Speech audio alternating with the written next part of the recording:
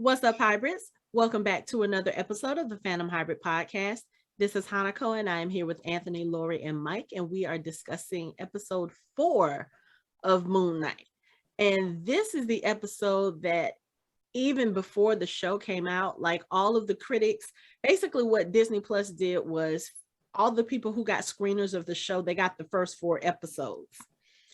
And episode 4 was the one everybody was talking about, like, oh, that's the episode that makes the show. That's it. So I was like, oh, okay, so what's going on in this episode? And it turns out there's a lot. There's some good, there's some bad, there's some emotional, there's some funny. That very last scene in the episode, it was kind of like I couldn't stop laughing. It was so funny. It's a hippo god with braids. Like, it's a hippo god with braids. This has the cutest voice. Hi. I was like, what? You know, I would have yelled too. You know how you watch things sometimes and you're like, that voice does not fit that face. I was expecting her to have a deeper voice. Like, I was expecting her to sound like me a little bit. But no, she has this pipsqueak voice that sounds the way I did when I was 16. So that was awesome. I was not. I mean, that whole last 5-minute stretch, I was not expecting. I mean, okay, well, first of all, I wasn't expecting Marc to get shot in the tomb and be floating, and then next thing you know, there's a callback to Get Out with him floating down into the light and stuff, and then next thing you know, we're in the middle of a Romancing the Stone / Indiana Jones movie. I don't think it was that good. It was like way you know what? I thought that my channel had skipped and had gone to a trailer. I had to stop my TV to make sure that I was still watching Moon Knight. Oh my God. I was like, wait a minute, did it skip to like another Disney Channel show? I was like, the acting in this is too bad for it to be anything else. And then like the skeleton falling and him going, ah! Right. I thought they had switched to the Goonies. It was so bad. Hey, leave Goonies alone. There'll be no Goonie slander. No, we're not doing that. No. My name is Walk away. Walk away slowly. Don't do that. We're not doing that. No, absolutely not. But you know, the funny thing is that didn't throw me off as much because I think I remember you guys when we were talking about Moon Knight in the comics, y'all said something about the fact that he took his persona from a TV show or a movie or something. I think I remember us having that conversation. They made it TV for this, but he basically made an imaginary friend up. Okay. And that was Stephen Grant. Oh, okay. But I have to give it to them though. Leading into the next episode, this is a really good, they're doing a really good job with it because like I said, I was sort of put out and then I was like, oh, okay. Yeah, no, it's interesting the choices that they have made as far as how they're introducing things to this universe to television viewers, and it's not bad. Yeah, that was fun. But I was like, when he said, "You're Dr. Steven Stephen Grant," I almost did what Anthony said in the last episode, Stephen Strange. No, not that Stephen, wrong Stephen. But yeah, I was like, oh, okay, because this guy was also like an archaeologist. And I was like, oh, so that's where he got the inspiration. And we open up in this, asylum, but we'll get to that part. Let's talk about how we get there. So at the beginning of the episode, we pick up where we ended last episode. Marc has passed out, or Steven has passed out because Khonshu has been bound by the other gods. And we see that at the beginning where they're taking his I don't know, you would think that I would have looked that word up before we got on here because I know it's in the back of my mind. I just can't think of it. I did, and I forgot. But they took his statue and they put it in a room with a whole bunch of other statues. I'm like, damn, how many gods did y'all bind? Like, what did they do? It was a a whole room full of them. But well, Egypt is one of those countries that they've got a god or a goddess for everything. I mean, there's a goddess for like drinking straws. I mean, that's how many gods they have. Not actually a drinking straw, but you know what I mean. Plus this, and the way they look proves that either children made up how they looked, or they were just, or they had the really, really, really good weed on in the valley, because they made up like, okay, let's give him hippo feet, alligator head, and a human body, or let's give him a human head and a lion's body, and make him tell riddles. And it's like that all that shit sounds like they were high. Like all that shit. Like you're the hired, you're like, what the hell's wrong with you people? Like y'all supposed to be like like Egyptians are supposed to like discover mathematics and do all this other and make, and you know, you built pyramids and nobody knows how you still don't know how you did it. And yet this is what you come up with for people you work. Like you come up with alligator headed women with attitudes. Like that's so sexist. Like what the hell is wrong with you? Outside the box. Obviously, yeah, outside the smoke box. Yeah, the hot box. That's what it was. But anyway, so as Layla is trying to get Steven Marc to wake up, you know, some of Harrow's people come after her, and she has to try to evade her. First of all, the guys are in a truck, and she evades them by crawling into their truck and hiding in the back. These idiots don't know how to get out and like check. They're driving around the truck like, where is she? Y'all didn't think to look inside? Not that I want her to get caught, but Hanako, those are henchmen. Don't put too much thought into what they're thinking, because they're only there for that. They're only there for 5 minutes, and they're gonna be gone. You gotta think about that like that. Their level of intellect is not very high. Yeah, you ain't got to strain your brain for that. There's no point in it. They're only going to check 3 sides of the car. They're not going to check the back, and they're not going to look inside. And then they think that she's going to go on the other side of the car and stop because the flare's still there. And then they're like, the flare's there, but she's not there. Where is it? And then she throws a flare into a box of bullets, and the bullets explode.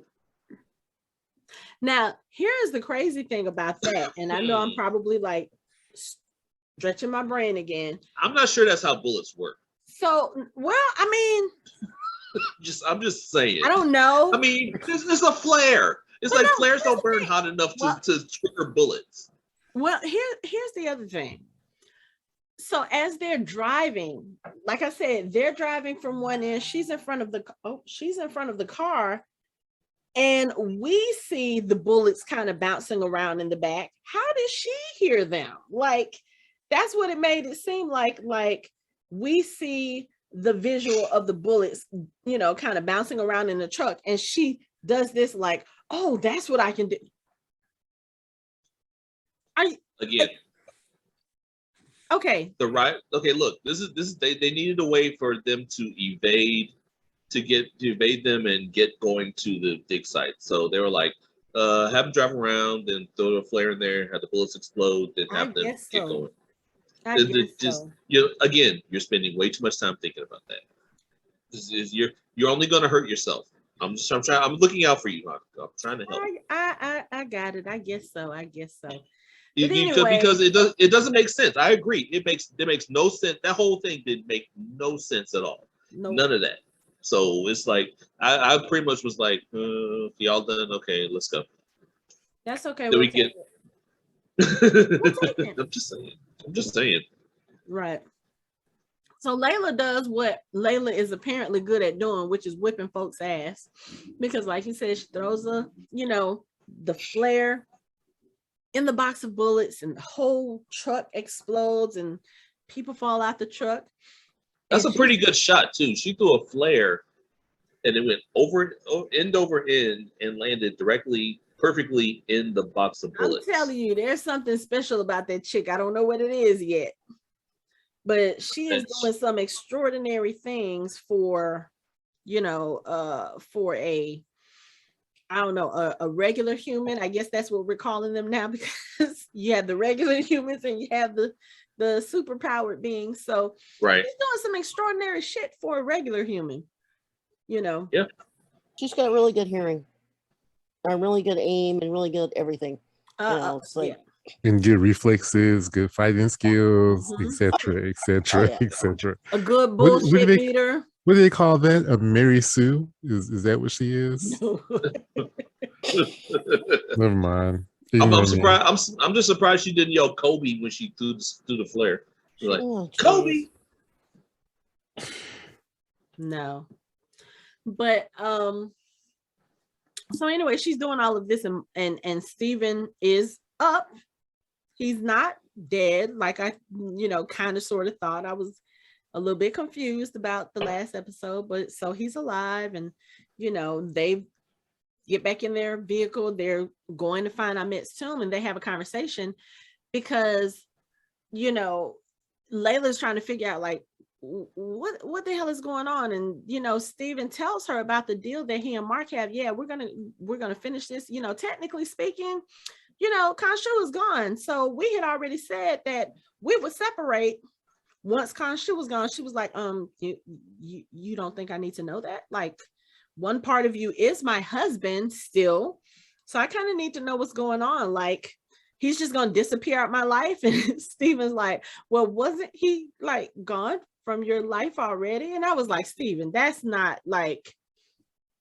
the way to get the girl, because it's obvious he has a crush on her at this point. But that's when he tells her, he's like, look, Marc has been pushing you away because Khonshu plans to make you his next avatar, and he's not going to let that happen. And You're skipping.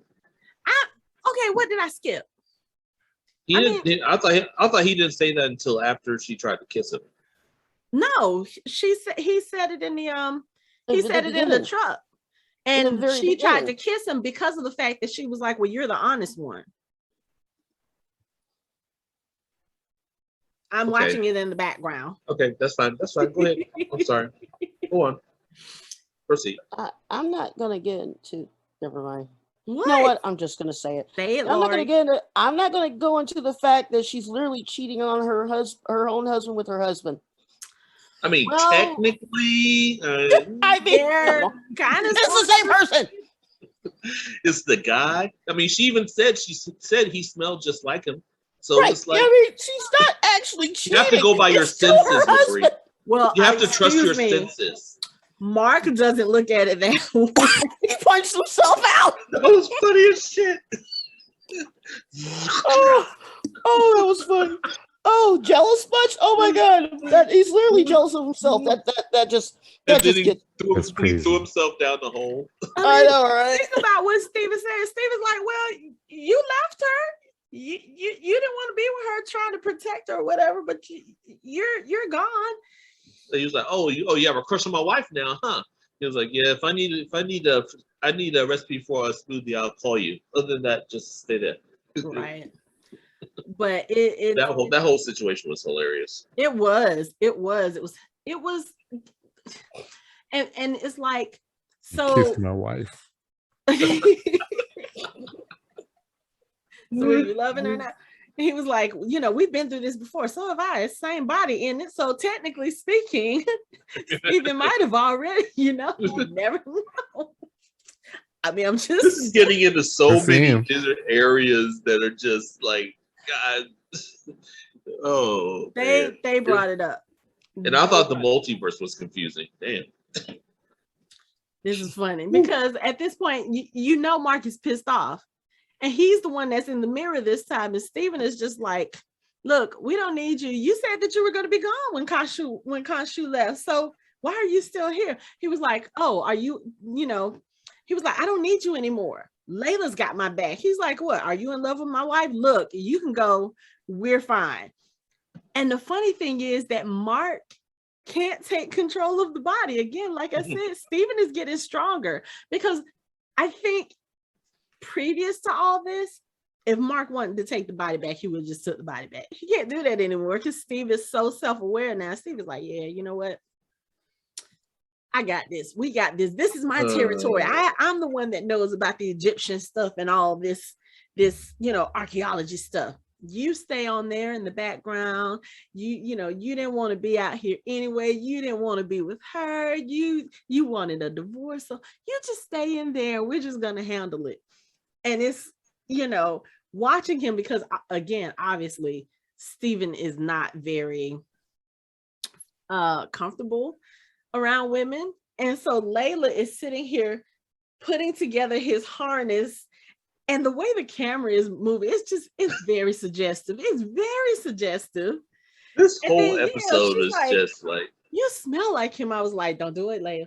Layla, don't do it. Don't do it. Don't do it. This is not the time to be conflicted about, okay, so am I in love with my husband, or am I in love with the man who's also inside my husband? Like, no, that we don't need to do that right now. You have bigger fish to fry.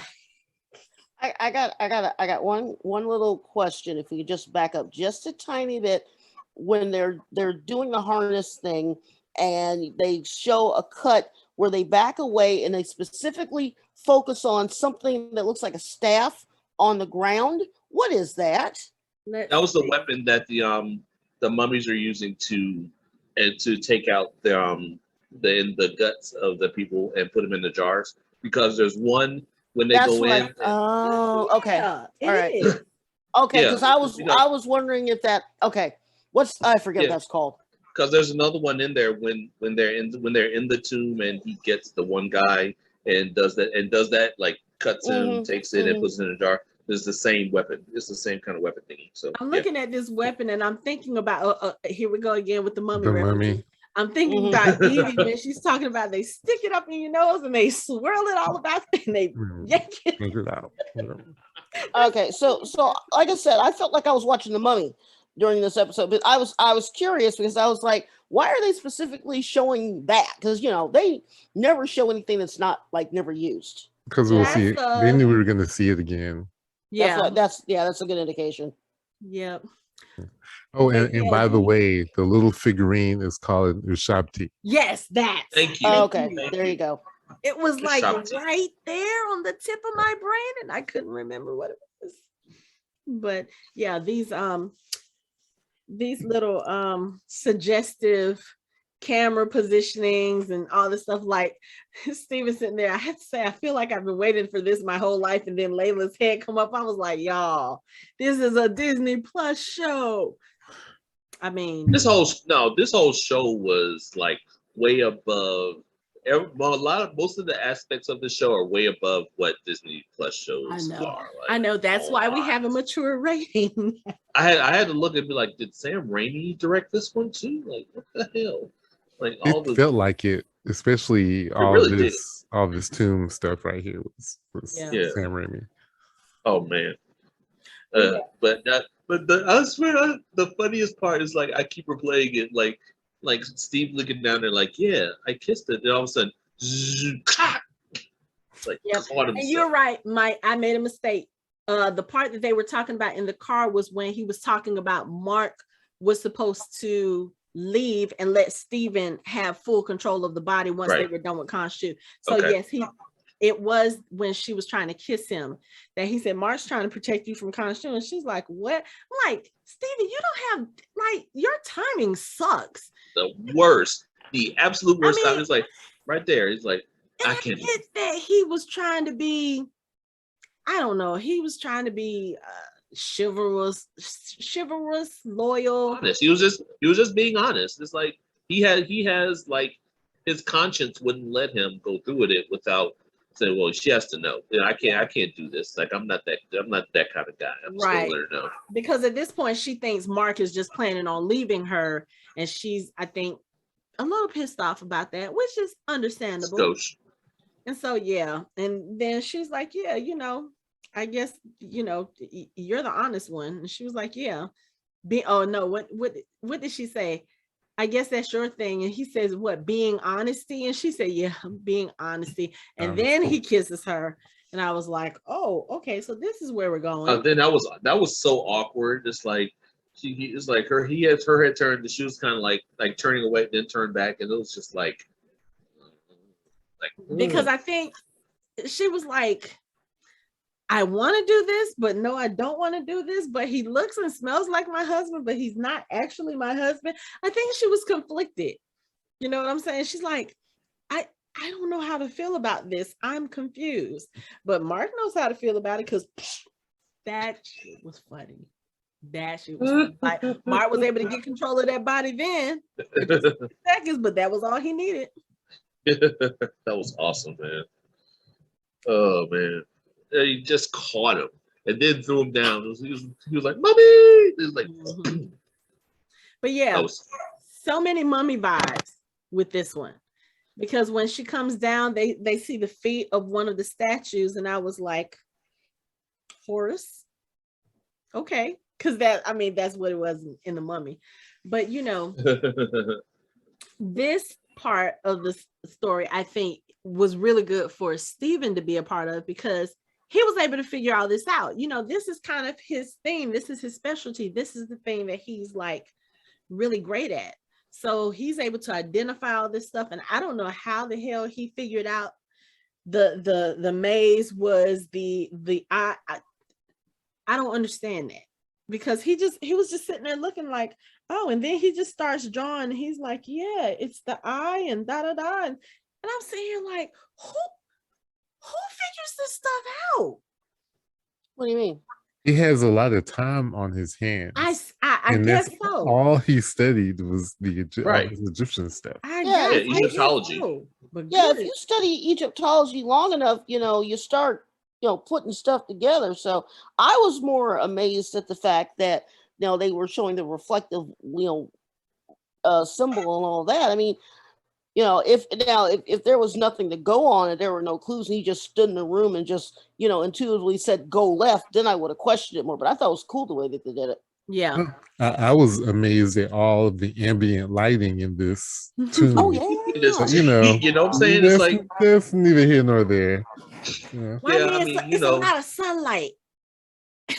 Yes, it's like natural sunlight. Yeah, it's like all the skylights that are like right there that you can like see through the outside. Don't do your eyes at me like that, because that's the way my 3rd grade teacher used to look at folks when they said something ridiculous. She would literally pull her glasses down and look over like this, and we all know, okay, leave Miss Jones alone.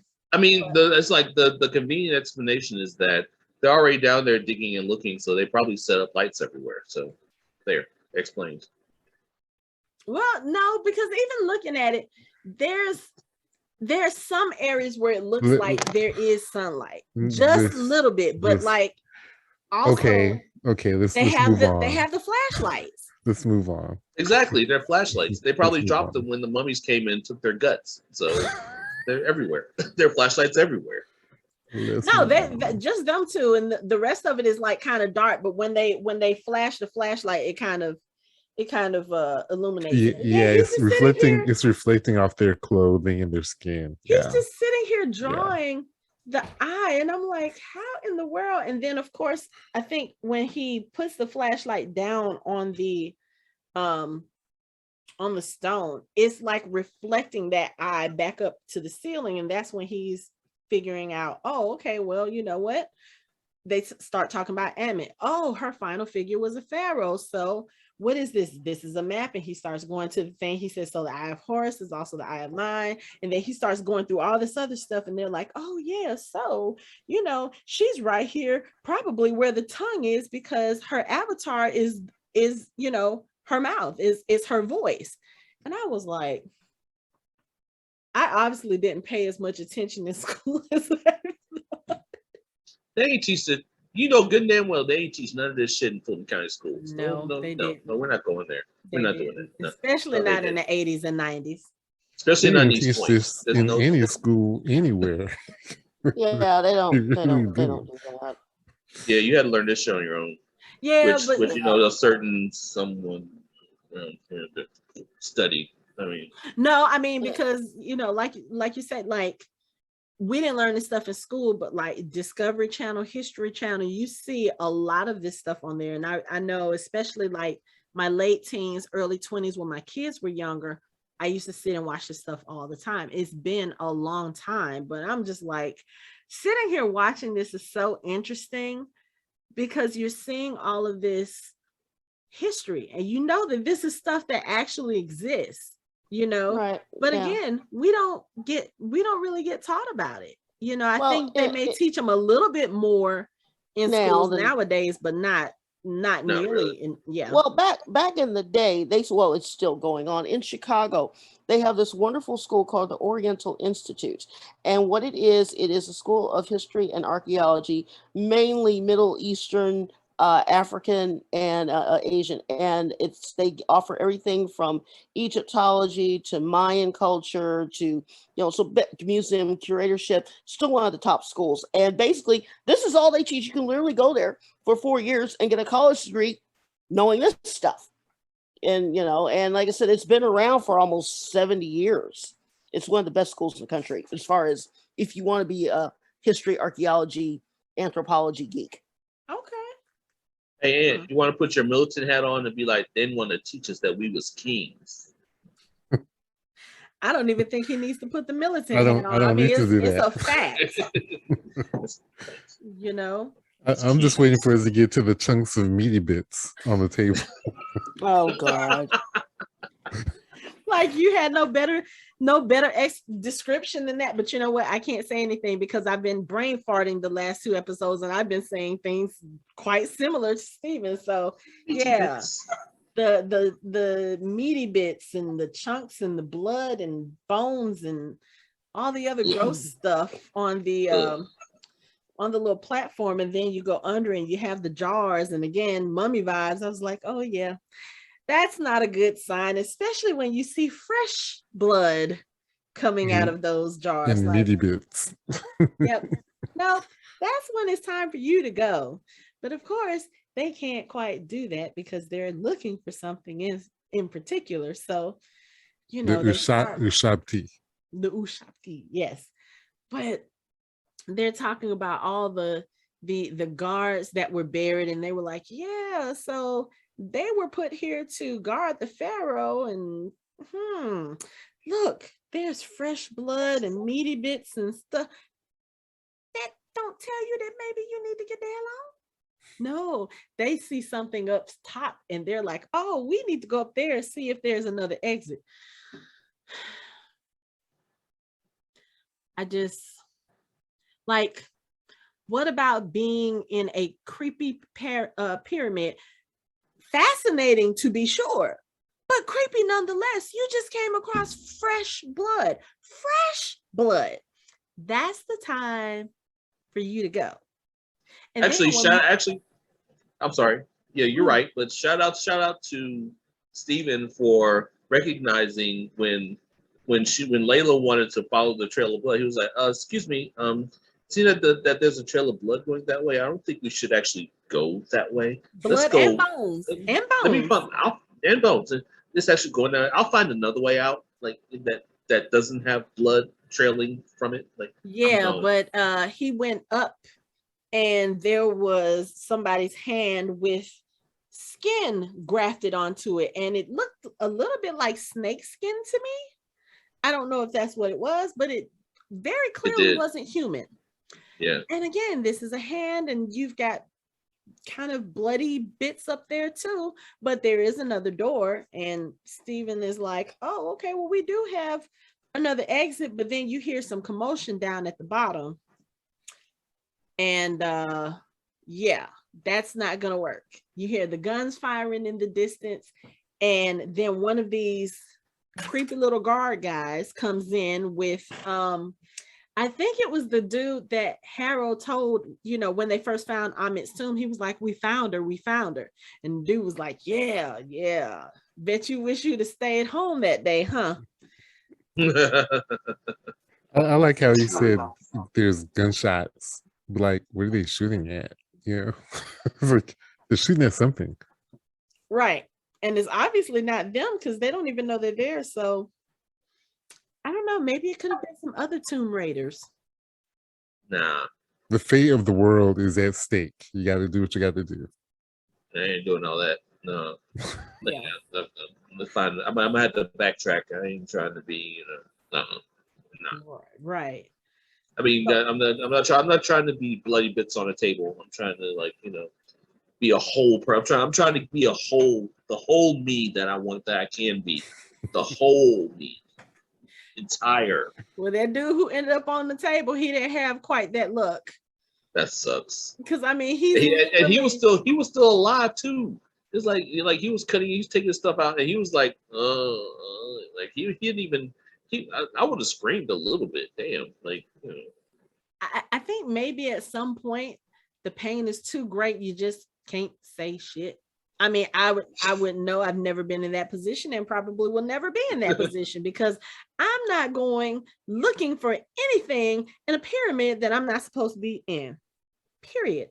I'm curious. I'm not that curious.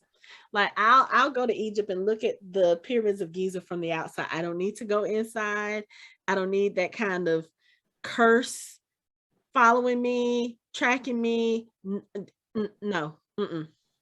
I don't need to be running through caverns and falling and catching myself because I don't have the upper arm strength that Layla apparently has.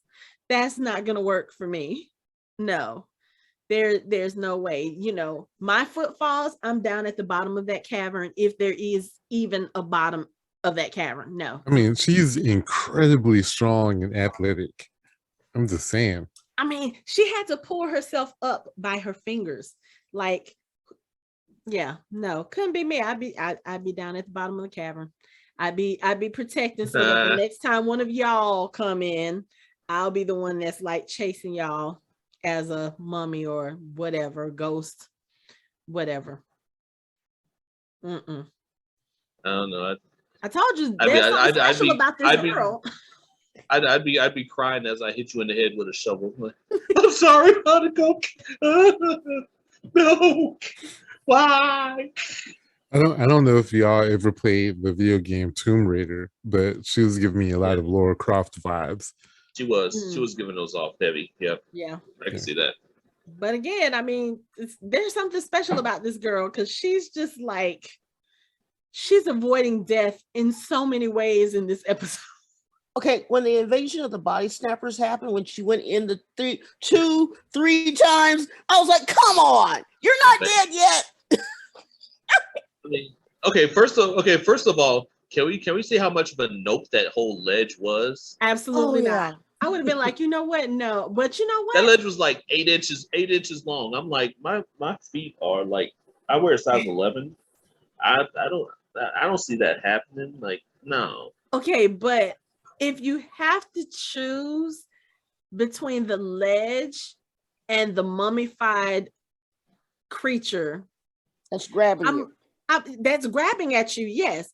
I might have to go with the ledge, but yeah, because she's backing up and that thing snatched her and she comes out and it snatches her. First it was reaching. First it reached out and almost grabbed her at first. Then she went to the side and thought she was safe. Then it was like, whoa. Yeah, when it snatched her back, I was like, oh, she gone. I had to pause it at that point because when it snatched her the first time, I was like, oh. Then she came out and it snatched her again. I paused. I said, nope. Yeah. See, if that would have been me, I would have just had a heart attack and been done with, just like done. But I mean, seriously, it kept grabbing her and it kept grabbing. I was like, no, this is why I don't watch the Mummy right there.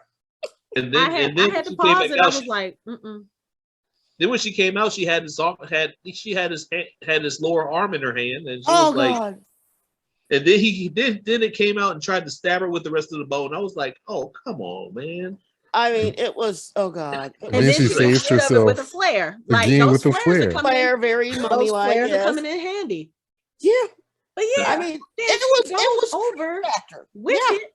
And I'm looking at it now. She's literally holding on to it like this and pulling herself up. First of all, core. I weigh entirely no. That's more than core. That's fucking like, I don't know, adrenaline, drugs, something. Yeah. No. Yeah. The way my body is currently situated, I'm just gonna be like, I'll just be dead. I said, I would have had a heart attack, just been done with it. One of those where you're out of your body, you look at yourself, go, well, I had a good run. I would. Heart attack probably is the quicker way to go. Exactly. I would let go and try to land on the mummy. That way, it would like cushion me a little bit. Like, did we even hear if that mummy hit the bottom? Like, was there? We didn't even see where the flare she dropped down there hit. So no, there's like that shit just went and went and went. That's why I was seeing the flare and see it just square up, but like, screw it, we'll square up. Let's go. I would just square it up. Be like, look. Okay, so here's my question.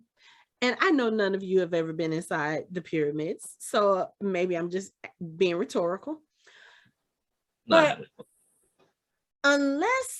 well, first of all, they got into the tomb or into the pyramid by going under, right? They went underground and entered it there. So I'm assuming they're already on the bottom of the pyramid.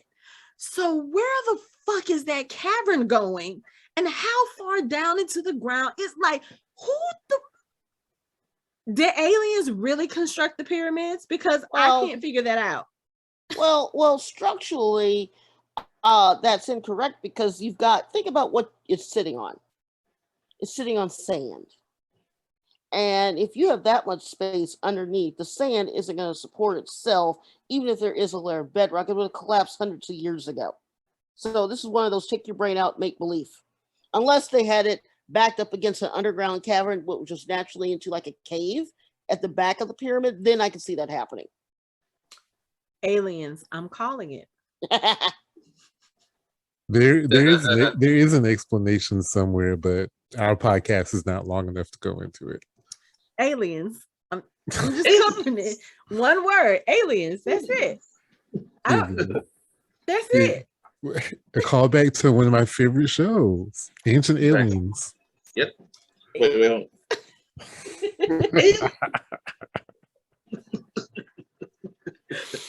I mean, maybe that's why they built it, because people kept walking along the desert and falling in the hole. They're like, we gotta do something about this. They're like, you know what? Let's just build a building on top of it. That's perfect. When Apophis and Ball showed up from Stargate from SG-1, and they had Daniel Jackson go down into the pyramid. What happened? It was the glue hole. I was wondering when a Stargate reference was going to make it into this podcast for this. I resisted as long as I could. It was Apophis. That would actually make quite a bit of sense. But again, aliens. Because we found out that's all they were, aliens. So I'm still right. Well, if you go by Eternals, then yeah. Aliens. So yes, I'm right. And maybe the whole went to the Babylon Gardens, you know. I mean, we're in a strange V-shaped ship. I'm just saying that thing fell over with a lit flare in its head, and it just disappeared. We didn't hear it hit anything. I don't think we didn't see the light still, because that flare should have stayed lit for a few minutes. So we should have been able to see it. So that tells me that cavern is pretty far down. Mm-hmm. Absolutely not. No, thank you. You know, I commend Layla on her hand strength and her upper body strength and her core strength that got her out of that cavern, because no, the kid would have been dead. And if you remember in Indiana Jones and the Last Crusade, there was a cavern in there too, under that pyramid as well. I've not seen Indiana Jones. There was a cavern, yeah. Except but that was a different terrain, though. It had a hidden bridge on it. Right. Yeah. Wait, spoiler alert. Sorry, I didn't mean to spoil it. Yeah, but see, that was in a different part of the world, though. I mean, that was more Middle East, where the land is a little bit more stable as far as building structures and stuff. So yeah, it's not as loose as Egyptians is, especially the closer you get to the now, which Valley of the Kings. So okay, but so like we said, Layla escapes near death, and she comes face to face with Harrow. And let me tell you, Harrow does not seem bothered in the least that his men are shooting at things that technically should not be chasing after them. He's just sitting there all calm, like, yeah. He's not worried. You made it. That's why he brought all those people. He brought all those people so the mummies can be concerned with them while he goes and finds Ammit. Like, he don't care about them. He's like, yes, go look over there, look in there. I heard something. You go over there. I think the tune's over here. Y'all go there. I'll meet y'all over here. Right. I mean, worst comes to worst, he could call a jackal or two, and he'll be straight. I don't know if a jackal would survive that cavern. He keep him busy enough. He can just like summon a jackal and walk away, and then they could fight and and do whatever they do, and he'll just slowly crunch his way back to the.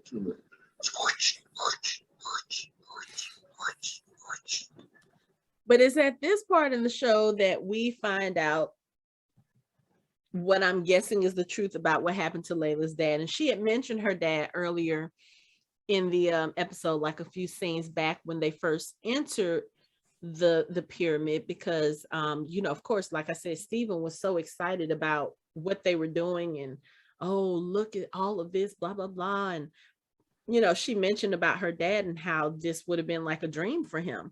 And she tells Steven that her dad is dead, and she doesn't really elaborate on it. And we know that she mentioned her dad in the last episode at the beginning when she was getting her passport done. So I figured the truth was going to come out, and it was going to be kind of ugly. So again, how Harrow knows all of this shit, I don't know. But he basically gets into Layla's head like, yeah, so Marc hasn't been telling you the truth about what happened to your dad. The first thing he does is when she's leaving, he calls her. He was like, little scarab. Isn't that what he used to call you? And then he says Layla's dad's name. And of course, at this point, Layla, I think she knows at this point she's probably being manipulated, but she can't help herself because she's never really known exactly what happened, how her dad ended up dead. So she goes to talk to Harrow, and he was like, yeah, so Marc's not been telling you the truth. He knows what happened to your dad. He was there.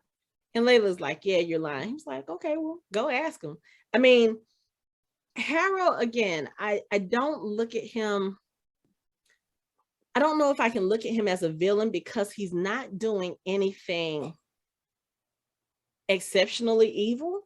You know what I'm saying? Like I said in the last episode, he's not doing it for financial gain. He's not doing it to rule the world. He's not doing it for his own selfish purposes. He actually thinks he's doing something that good for the world. That's why I say it's not inherently evil, because most evil people think they're doing something for the benefit of the world. See, Thanos thought he was benefiting the whole universe. We've already had this discussion. And also he's freeing a prisoner of the gods.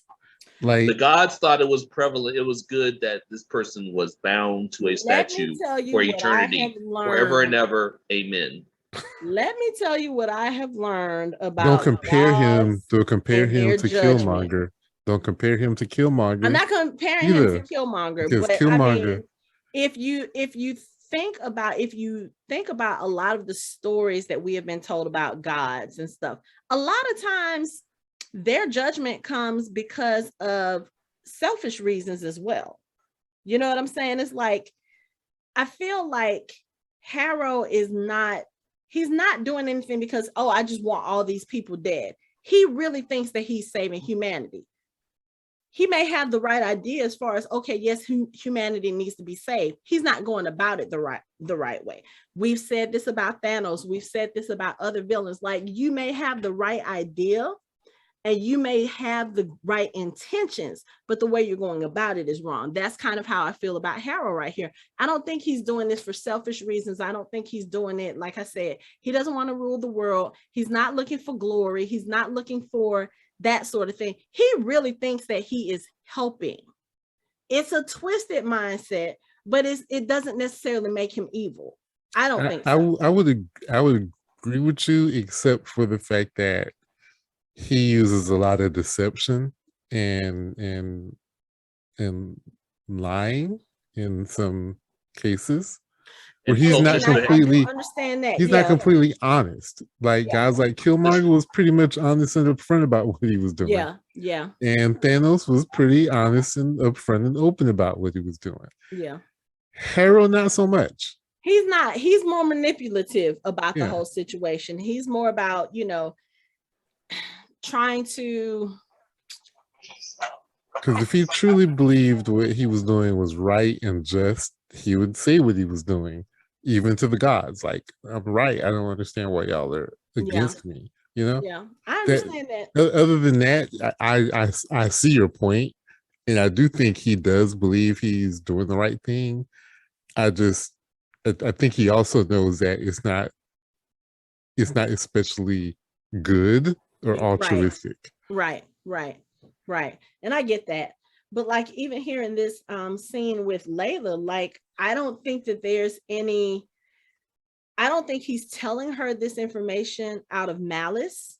It's kind of like, yeah, this is the man that you love and he's been lying to you. Like from, what we find out later on in the episode, literally from jump, he's been lying to her, or not lying, but not telling her the full truth. I think that, I don't know. I think everything that he says is measured and serves a purpose.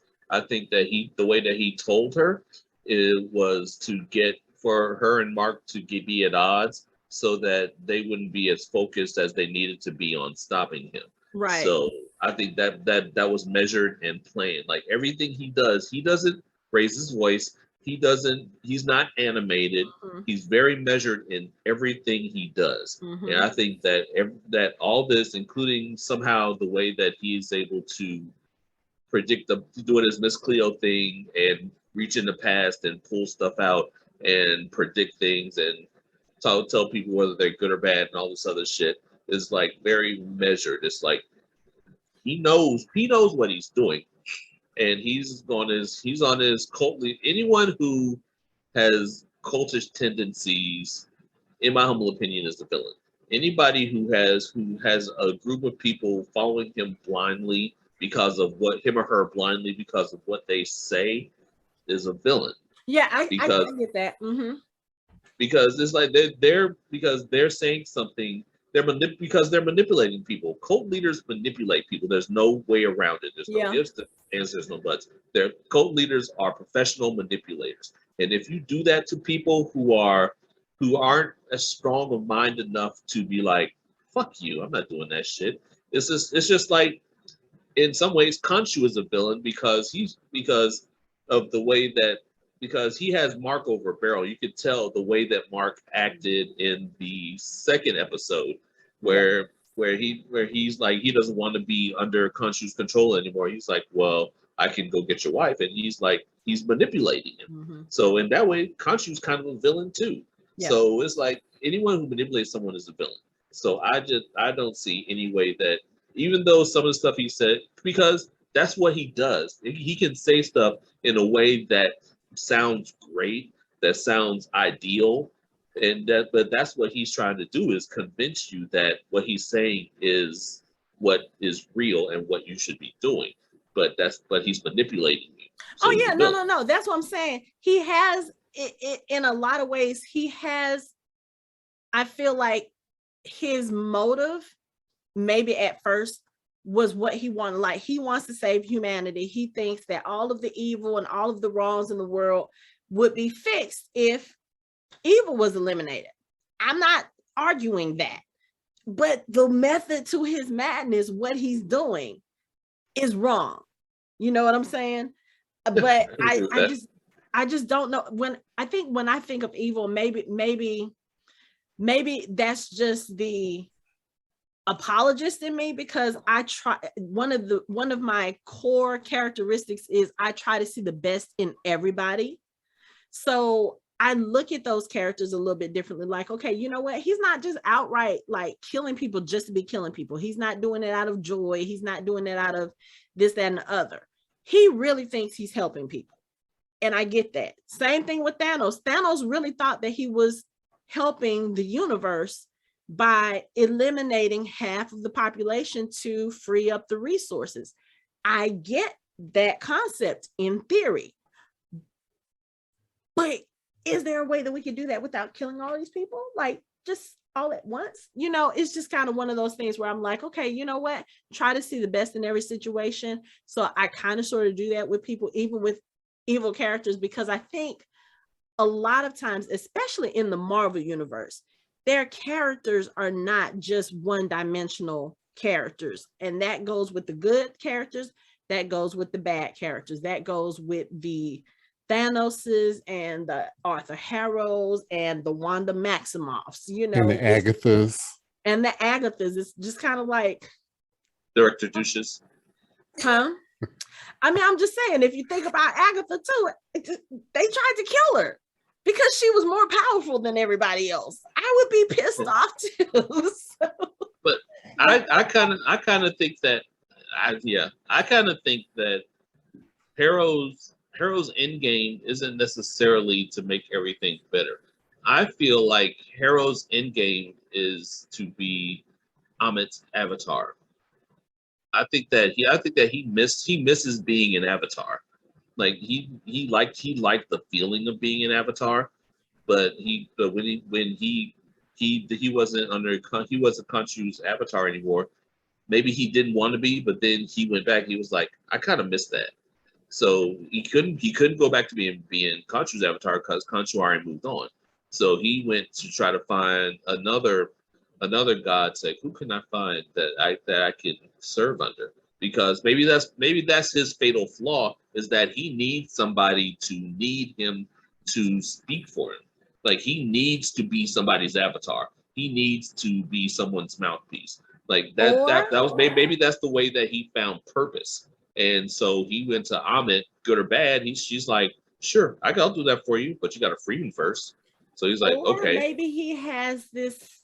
Maybe his personality flaw is that he is a judgmental person, and he needs something to excuse that part of him. Like when he was Khonshu's, when he was Khonshu's avatar, he was punishing the people who had created, you know, sin or evil or whatever. And when he split from Khonshu, whether Khonshu cast him out or whether he found a way to get out of it, whatever, he's already mentioned that Khonshu, well, we've already heard him mention about Ammit and how she judges people. She judges people before they've ever committed something. Maybe he was just like, oh, okay, well, go from one end of the spectrum to the other end of the spectrum. Like, I can still sit here and judge people and punish people for being evil, but now I can do it before they've done it, and I can justify it. Yeah, so I mean, it can, like I said, I have a tendency to look at the best in people and to try to explore all sides of their argument. And I find myself doing this a lot with characters. I think I've mentioned it a couple of times on this podcast, where, you know, there are characters in some of my other fandoms that people are having huge debates on whether or not these characters are redeemable or if they're evil or not. So it's one of those things where I try, especially with the Marvel series, like I said, they give you characters and these characters are supposed to be evil. But then when you flesh them out, you find out that's not always necessarily the case. We saw that with Bucky Barnes. You know, we saw that he was being manipulated to be evil, but we know that that's not who he was as a person. We see it with Wanda in WandaVision, because of everything that she's gone through and what she ended up doing in Westview. So it's just kind of one of those things where I'm like, okay, so is he really evil, or is he misguided? And I think right now at this point, I kind of sort of feel like he's more misguided than evil. But then when I think about what you said, Mike, as far as the cultist attitude, yeah, you kind of changed my mind a little bit, because that is exactly what they do. You know, they manipulate people and they get people on their side to do a certain thing. But I think if it was just him and him not being spoken to through a quote unquote higher power, I think I would probably go more with evil. But I think right now, I feel like he's not necessarily being controlled, but I feel like he's being influenced by somebody else. And that's why I don't think he's like totally evil, because he's being influenced. So I don't know. But I mean, I think he was already broken, because we know that Khonshu likes it's easier to manipulate broken people. Right. And he knows that, but I think he's still trying to figure out a way. This is his way of atoning for what he did as Khonshu's avatar. Okay. And I think that may have been the source of why he broke with Khonshu, is just that he realized this isn't what he really wants to do. And he understood that, yeah, you're using me because I'm broken. Okay. And I need to figure out a way to fix myself. Right. And this is him trying to figure out how to fix himself. I don't think we've heard yet in this series why he and Khonshu are not joined. We haven't. Okay. I'm just speculating. I mean, to be honest, that he would leave him, because Khonshu wouldn't. I don't think Khonshu would fire him because he was doing what he was supposed to do. Okay. But I could see him leaving when he realized that this wasn't for him. Like, this wasn't working for him. I think for lack of a better term, the whole thing with Harrow is kind of like a pyramid scheme, because you have Harrow's followers who are beholden to him, and you have Harrow who's beholden to Ammit. So okay. It's like they're basically the levels that they're going up. It's like everybody sees Harrow as, you know, the second coming, and Harrow sees Ammit as the penultimate. So they're each of them are acting the same way to each other. So it's like that's how they're kind of stacking up. But Harrow is going by blind faith, because he doesn't really know what Ammit wants, because Ammit's been in prison. He hadn't talked to her or being influenced by her. She can't. I'm thinking, but I mean, how else would he? I think everything he has. There's some way he's communicating with her. Yeah, there's some way he's communicating. How does he have the power that's in the cane? If he is, because you see that the cane, well, we don't know this yet, but everything he knows, I think he gathered from Khonshu. Okay, that would make sense.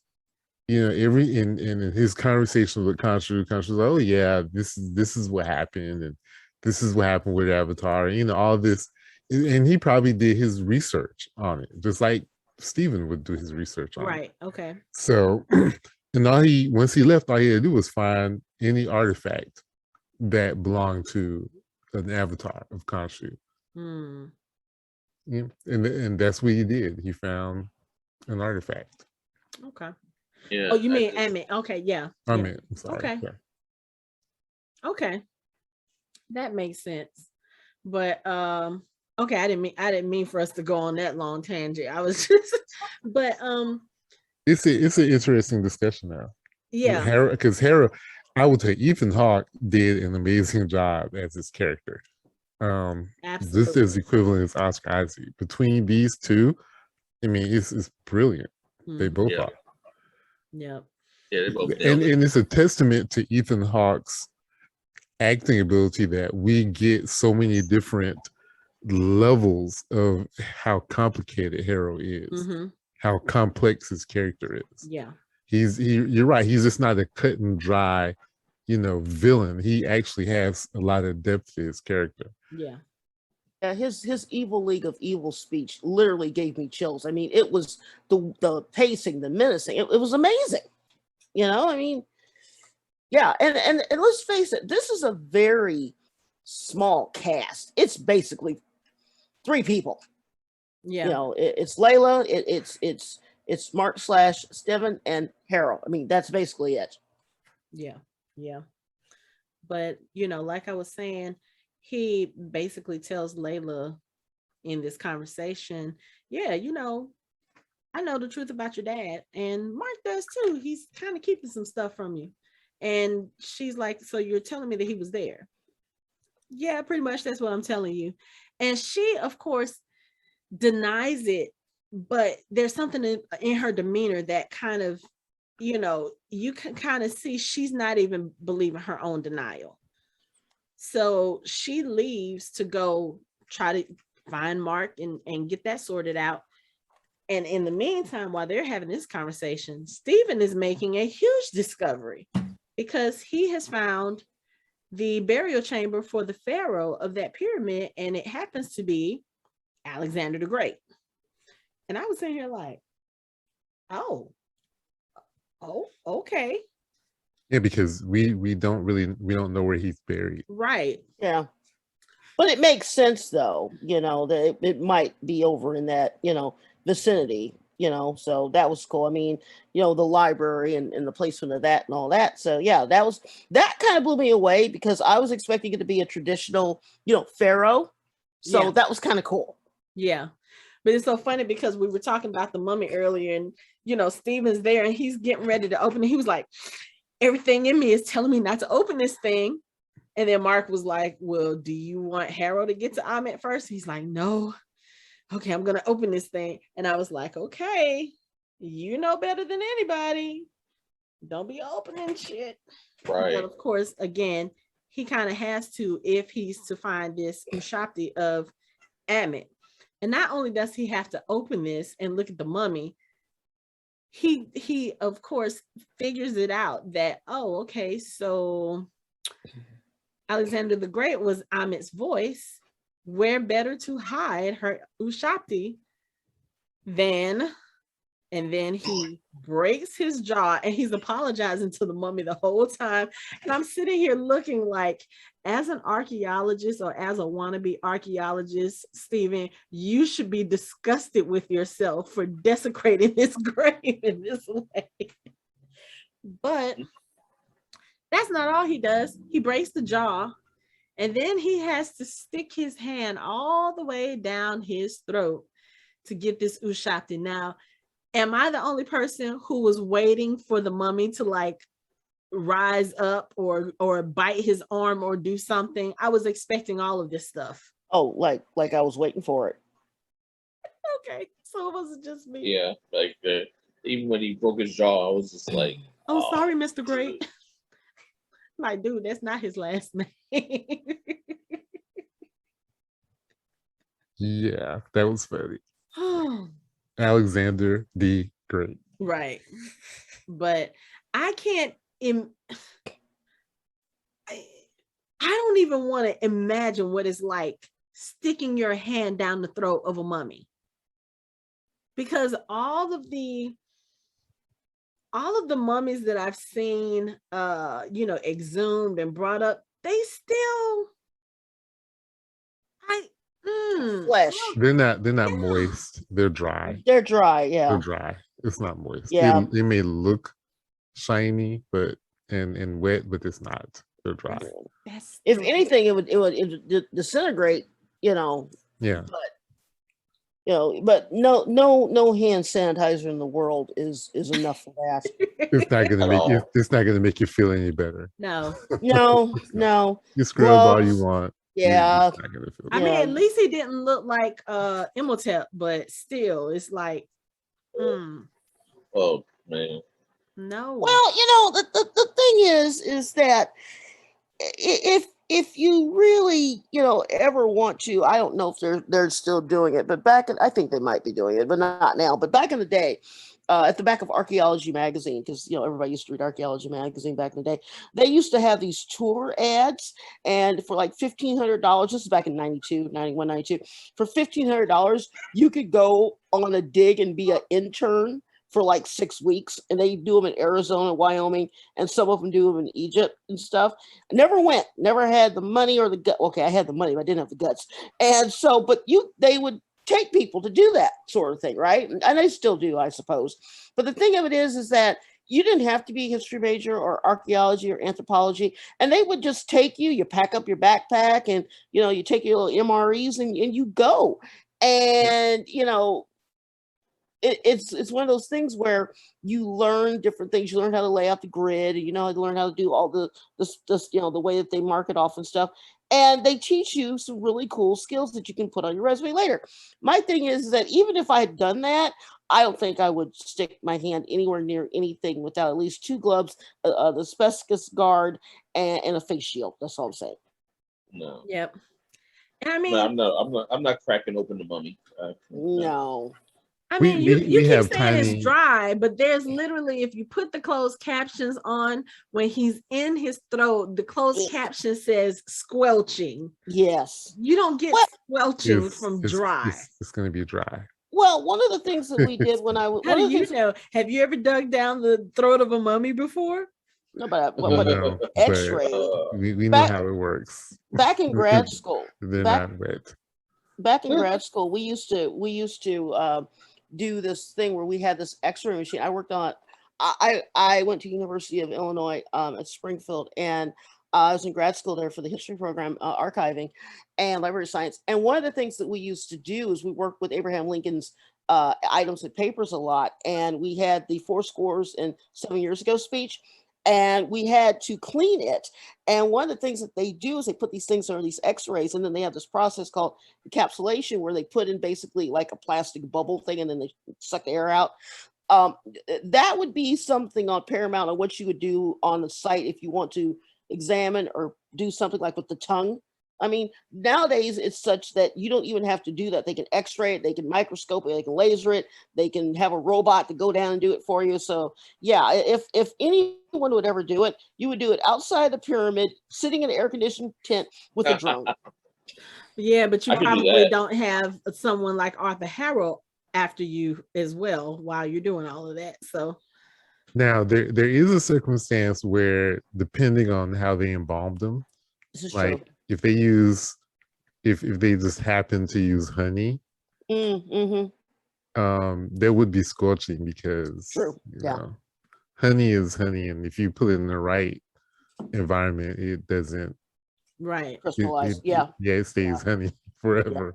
Yeah, that's true. And how they did the mummification process, how many days did they do it? You know, it's a number of things.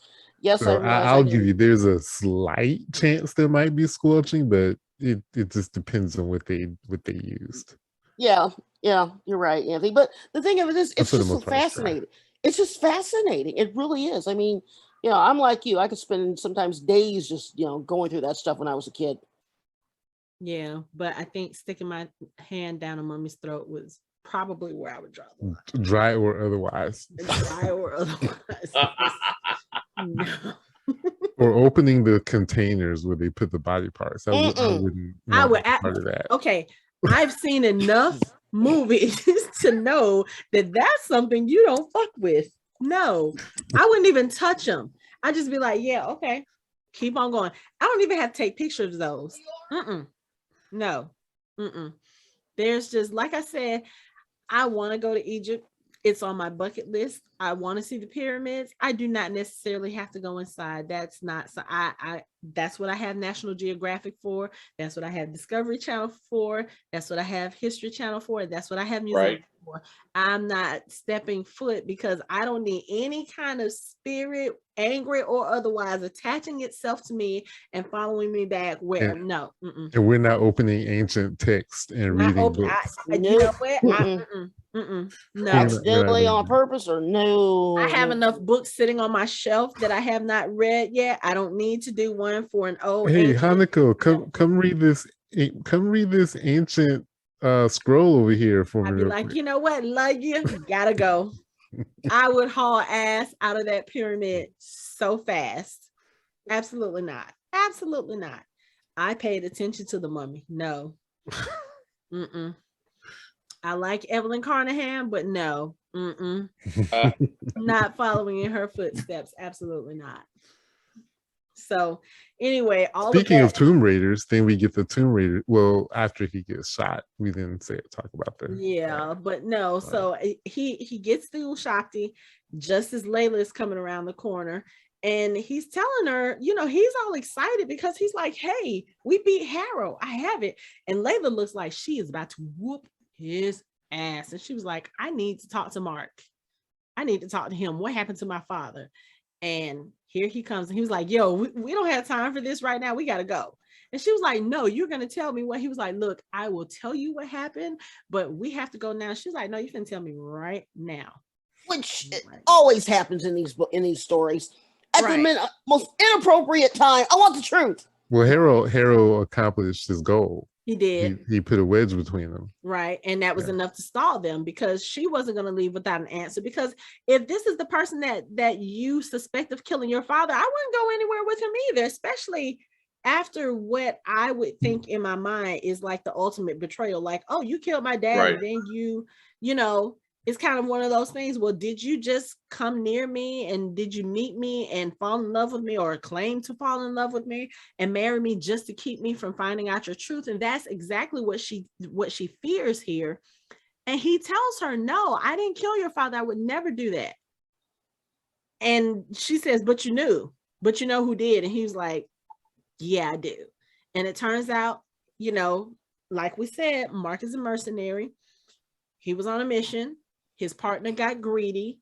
I guess stole whatever it was that they were looking for, and then tried to kill everyone there, including Layla's father, including Marc. Marc just happened to survive somehow. And I'm guessing that's when Khonshu found him. Yeah, Right. well, considering who his partner was, did you guys catch the name? I don't think he said anything. Yeah, it's Bushman. Yeah, Bushman. He's Oh, a major It's comic a- book character. Major okay. comic book character. Okay. So, yeah, but you know, so she finds out the truth about her father, but it's kind of like one of those things where she's like, oh, that's why we met, because you had a guilty conscience. And he was like, I don't think his intent when he met her was to fall in love with her. I think it just kind of happened. Of course, how do you tell somebody something like that? You know, I don't think Marc deceived her on purpose. It was one of those things where it's like, okay, I need to tell you this, but then as you get to know someone, you probably fall in love and all this other stuff. It kind of becomes, well, when is the right time to tell them that I was there when her, like, there's really no good way to tell somebody that. Yeah, and before you know it, you're married. Right. Right. Yeah. When is it the right time? And then by then it's not too late. only are you married, but then you're starting to lose your very tight control over your mental disorder, and your life just becomes like way hella more complicated than you expected it to be. And then you find yourself, you know, the avatar of a god, and you're having to fight this other person who used to be an avatar of the same god, trying to keep him from resurrecting another god. Like, when do you tell somebody all of this? I don't know.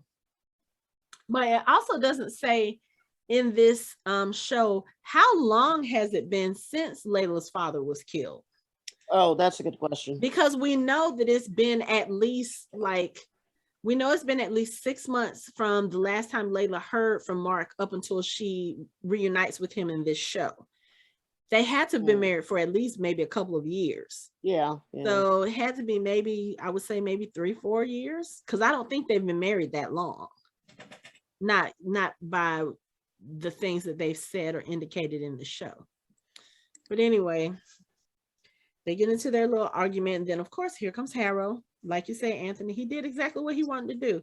He wanted to divide them, give himself some time to catch up to them. And, you know, Layla is hiding. Marc is trying to hold them off, and he gets a couple of good licks in, but then Harrow shoots him twice. Everybody had guns, and he was going to ward them off with a hatchet. Like, well, you have to think about it. Was Steven that came into the tomb. Steven, I don't see as the type of person to carry a gun. I mean, yeah, I'm just saying, it's like, he's like, I'm going to hold them off. Then it's like 10 guys with rifles pointing rifles at him. And it's like, yeah. If anything, he should have taken one of the guns from one of the guys he kind of slaughtered. Yeah. But the other funny thing is the gun that Harrow shot him with. I looked at that and I thought, oh, Fifth Element. Because when Jason Priestley's character at the beginning, when he's shooting at the the aliens, when they come to the pyramid, he's got one of those little old tiny guns, and that's the kind of. I was just like, oh, okay. I was thinking more Indiana Jones. So, but yeah, it's like he hasn't seen those. I haven't seen those. I just never was really. I was never really interested in those as a kid. I just wasn't. I don't know. As far as Steven picking up the hatchet, I think in his I think for a brief second he thought he was Moon Knight. Like I thought he was like, oh, wait a second. I got it. I got this. Well, I mean, he probably can still fight. He just doesn't have the protection of the suit. Yeah. Which is probably what he thought once that first bullet went into him. And I'm like, okay, Harrow, I understand you want to shoot him, but then again, I just answered my own question. I was gonna say, but did you have to shoot him twice? And then double tap just came into my head. So yeah, I guess you did have to. I thought it was symbolic of him killing Steven and Marc. Right. Twice, yeah. Twice. Yeah. Okay.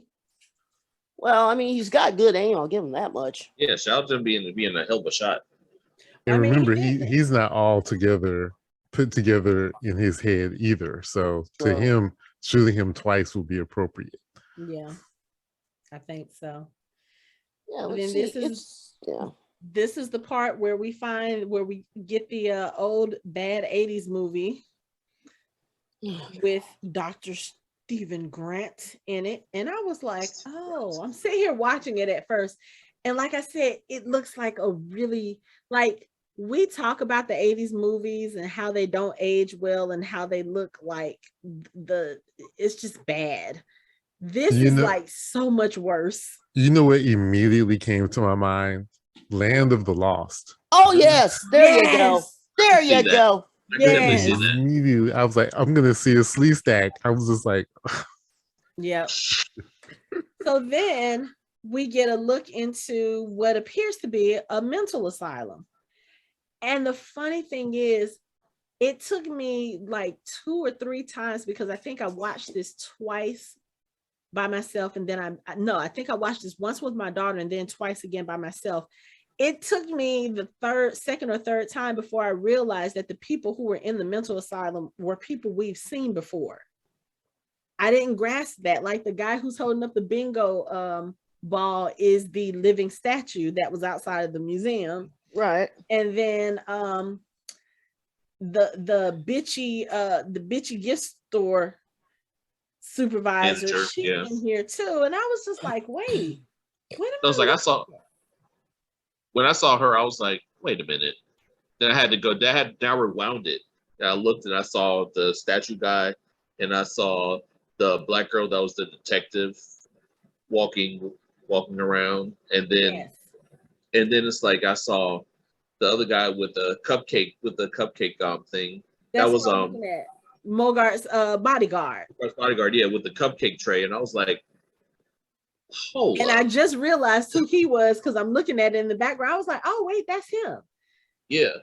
It's like everybody's in this. It's almost like the end of Wizard of Oz, where she wakes up and she's like, and you were there, and you were there, and you were there. And it's like, I was like, and that's the whole thing about this is the time when everybody on the internet was like, what? Wait. Right. Tell me this all was not just in his head and he's going to wake up in an asylum crazy. As it says it. And then the orderly that's helping him, that's the guy that got body cavity jacked from the mummy guard thing. I can't, my brain is not working right now. But yeah, I was like, wait, I know all these people. And then of course you see Layla, and it's just like, what is going on? And Lori, you said something before we started recording about the fact that this part of the episode, or maybe you were talking about the next episode, but it started here where they're inside his head. Right. And you said you had a problem with that. You don't like it when they do that. Oh, I hate when they do that. I hate when they do episodes where they're inside their head, where it's an alternative reality, when they live the same day over and over, except for the Stargate episode. I hate when they do nothing but a flashback or a flash forward, and they only show you bits and pieces of what's going on actually in the story. I hate all that stuff. And this next episode was no different. It just drives me nuts when they do that. So you didn't like that Next Generation episode where Picard lived an entire lifetime? No, did not like it. I never will. I mean, the only one I guess you can say that falls in that category that I actually like is What I'm Doing for My Birthday episode, which is in the pale moonlight. But see, that makes sense because of the way they laid it out. Okay, so I guess let me modify. So if they lay it out where it makes sense, that's good. But the biggest one I hate is when they're in their head or they're repeating the same day over and over again. I hate episodes like that. I turn them off. Or the Deep Space Nine episode where Cisco is the writer at the science fiction magazine. Again, that's an exception versus the rule because those episodes are actually good. Like I said, there are some, but most of the time I don't. And that's the Stars episode. There's about 10 other episodes. No, Anthony, no, we're not doing no, this. stop it. But I know what you're saying. Star Trek, Next Generation, and DS9, where they're in the person's head the whole time. I know. The Section 31 stuff and all that stuff. The one with Miles where he's the prisoner. And yeah, I know. I just don't like those episodes. I've never been a fan. And this I think I found the source of this anger against those episodes.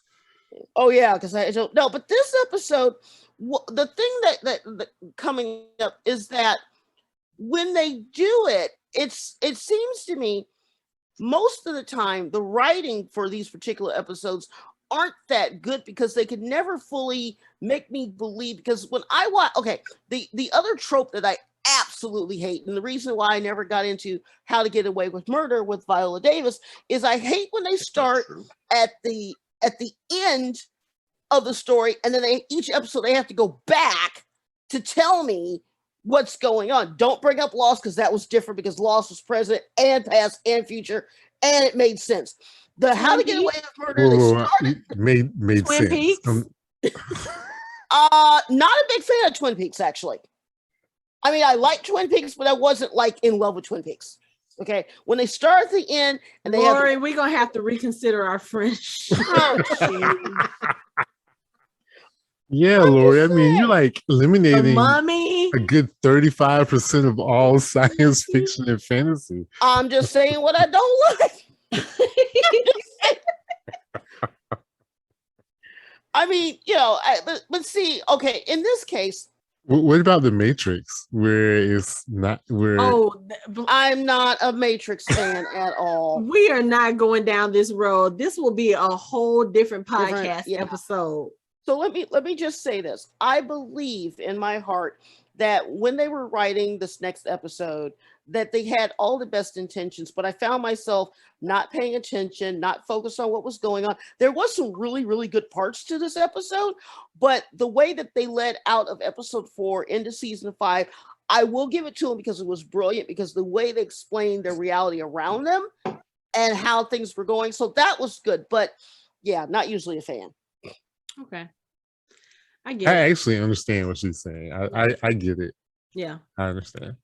I happen to like this part because it's kind of, I feel like when we're seeing what is obviously inside of Marc's head, he's putting the people that he has recognized or even Steven has recognized into this mindscape, landscape, whatever you want to call it. And then the weird thing is that Arthur Harrow is his doctor. And I was just like, oh, this is not gonna go well at all. But it's interesting seeing the little things like around Harrow's office that are indicative of the world outside. Like I've got it in the background. I'm just now realizing that the painting on the wall was the village where he first encountered Harrow. And I was like, oh, okay. And then of course, you know, I think at this point, Marc is starting to kind of like, he's starting to doubt what is going on. Like he's sitting there, he's looking around, and as the quote unquote drugs are wearing off, he's realizing, oh, wait, some of this stuff looks familiar. Oh, wait, is this the one where he realized that Harrow shot him? I think he said something about you shot me or something, or he starts panicking. And so he runs down this hallway and he runs into a room, and there's a sarcophagus in the room. And when he opens up the sarcophagus, it's Steven. And this moment just made me so happy. I don't even know how to explain it, but it's kind of like he opens up the sarcophagus, Steven comes out, and they realize they're looking at each other like outside of their own bodies for the first time. Like they're interacting like two separate people, and they're very happy to see each other, and they hug, and they're just kind of like, oh, okay. And I feel like that's where his brother was, the other person. Ah, okay. But I feel like this is where Marc is maybe starting to accept that Steven is a part of him.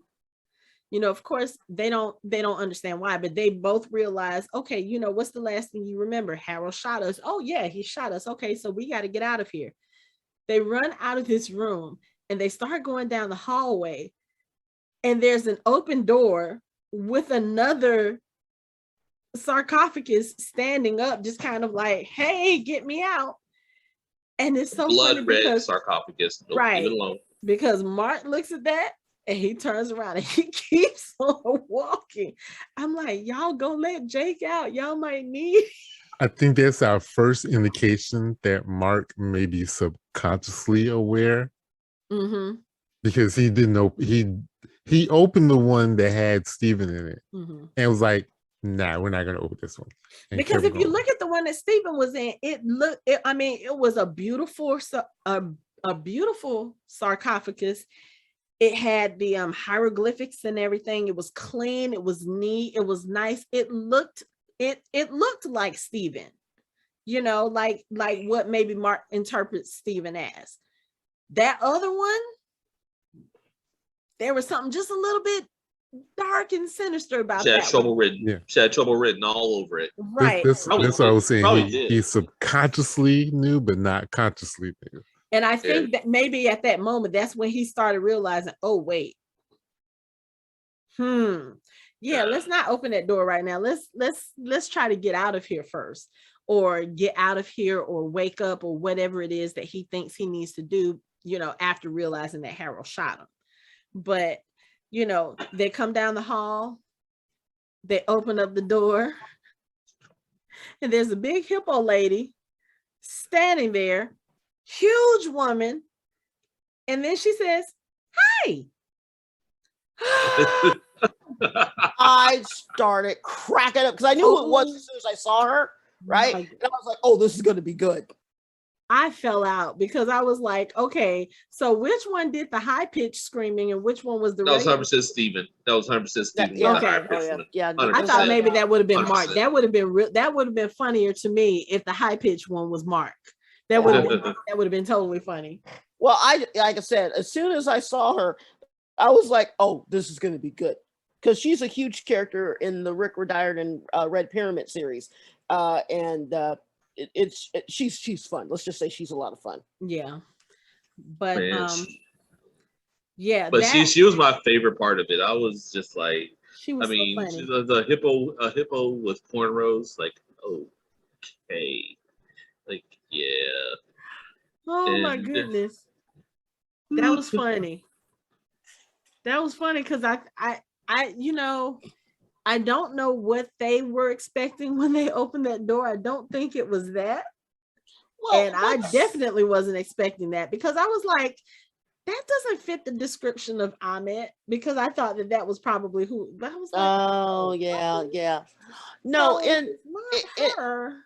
who could it be? Yeah. Right. Well, in the Rick Riordan books, she is exactly where she's supposed to be in the Duat, helping souls. But in the Rick Riordan books, she is actually the head of a nursing home, and it's got some stupid name like Sunnydale or Sunnyside, and she's in charge of the patients. And it is absolutely hysterical because she does the same thing. She's got like notes she's reading from. So they pretty much depict her the same way every time I've seen her depicted in something like this. It's just funny that they didn't scream when they saw her. They screamed when she said hi. I know, right? I mean, that voice coming out again. Voice does not match the face or the body. It's like I was not expecting that voice. That would kind of freak me out too. I don't know if it would scare me. I don't know. It would have freaked me out a little bit more if it sounded like Harvey Firestein. So I'm like, hello. Now I want one of those hippo plushes from the first episode. Right? They probably sell them somewhere. I want one. We'll have to find one and get you one. Oh man. Oh, so okay. But a lot happened in this episode. We were talking about, okay, they got to start wrapping this up. We're only getting 6 episodes. So now we only have 2 left. I feel like they got a lot. I feel like they're going to rush to the end. You think I really feel that because 2 episodes for what they've unpacked so far, 2 episodes can't be enough. Because they've switched the scene. It's like they were in Egypt and getting stuff. The next thing you know, they're in a psych ward. It's like they've switched scenes. So it's now they got to explain about the psych ward as well as go back and finish what they started in Egypt. So it's like, there's a lot going on here. It's like they might have to spend the whole next episode explaining all that. Well, I kind of feel we like still got to get the resurrection of Ammit. We got to get them bring Khonshu back. Yep. And we got to get Steven and Marc back because right now I feel like this is kind of like that in between for them. Like they're dying. They're not quite dead, but they're not alive either. They're kind of like traveling that journey. Limbo. Yeah, basically. So we got to get them back. So what was it called in Get Out? The sunken place. The sunken place. Yeah, that's exactly where he was. He was yeah. But the effect that they did with Marc sinking and then going into light, it was pretty the way they did it, but I'm like and that transition right to the movie, it was like, I'm like, we can't be dead. We still have 2 episodes. I need you to come back. So that next episode is going to be interesting because I have a feeling it's not going to be a simple, let's just put you back in your body or let's just wake up or whatever. He was shot. I don't think he was wearing anything protective. Like, why would he be? Especially if prior to this he had the protection of Khonshu's suit. He didn't exactly have time to go suit up and get like a protective vest or anything. So I think the next episode is going to be that whole how you see the journey of people when they're on their way to the great beyond. It's kind of like, okay, so you have a choice. You can either do this and stay and go back, or you can just walk towards the light. So I have a feeling that's going to be one of those episodes. It's probably going to be one of those this is your life things where it's like, do you remember doing this? Oh, you mean the literal your life flashing before your eyes? Basically. Yeah. But it's going to be interesting because now you have Steven and Marc as separate beings, which means that we may be seeing things that they each remember, because as we see from the first episode, Steven doesn't have any memories from when he blacks out and becomes Marc, and I don't think Marc has any memories of when he's Steven, except for what Khonshu has told him about what the idiot has done.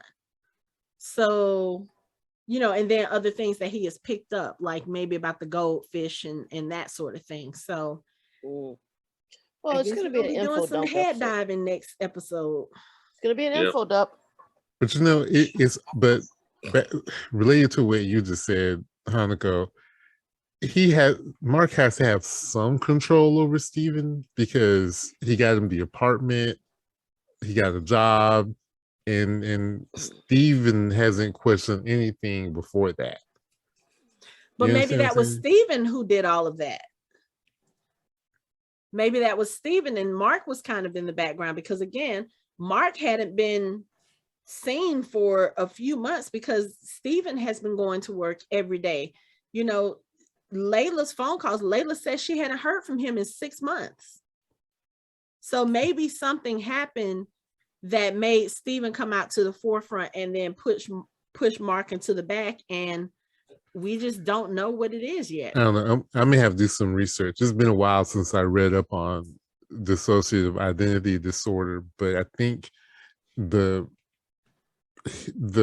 original person has some control over what the other personalities do, not complete or absolute control. Mm-hmm. Like maybe there's some things that Steven would be doing that are directly influenced by Marc's desires.